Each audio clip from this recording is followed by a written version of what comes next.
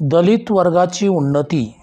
सद्गृहस्थांनो, आपण राजकीय सत्ता हस्तगत केली पाहिजे याबद्दल वाजवीपेक्षा बराच वेळपर्यंत बोलून मी तुम्हाला आग्रहपूर्वक सांगितले.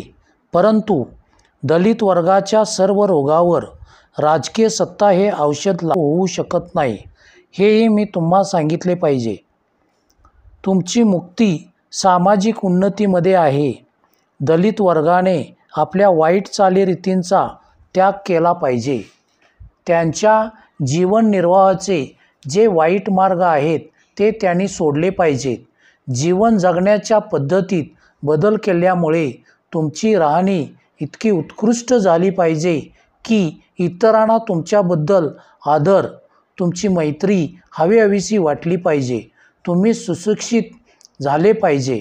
केवळ लिहिण्या वाचण्याचे ज्ञान पुरेसे ठरणार नाही, तर आपणापैकी काही शिक्षणाच्या उच्च टोकापर्यंत पोचले पाहिजेत. म्हणजे त्यांच्याबरोबर वाटचाल करून संपूर्ण समाजाचा दर्जा उंचावेल.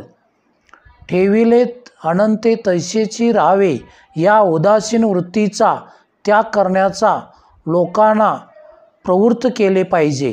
कारण आहे त्या स्थितीत समाधानी न होण्याच्या वृत्तीतूनच समाजाची उन्नती होत असते आणि शेवटची परंतु कमी महत्त्वाची नसलेली बाब म्हणजे दलित वर्गात स्फूर्ती व उत्साह निर्माण केला पाहिजे.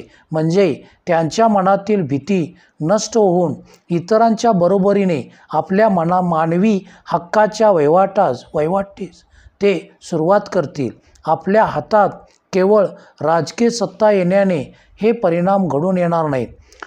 उद्दिष्ट साध्य करण्याचे ते फक्त एक साधन आहे, हे आपण ओळखले पाहिजे. मी ही धोक्याची सूचना देण्याचे कारण म्हणजे केवळ दलित वर्गातील काही लोकांना विधानसभेत प्रतिनिधित्व मिळाल्याने दलित वर्गाच्या यातना नष्ट होतील असा काही लोकांचा गैरसमज झालेला आहे. हे सर्व कार्य सामाजिक उन्नतीचे आहे.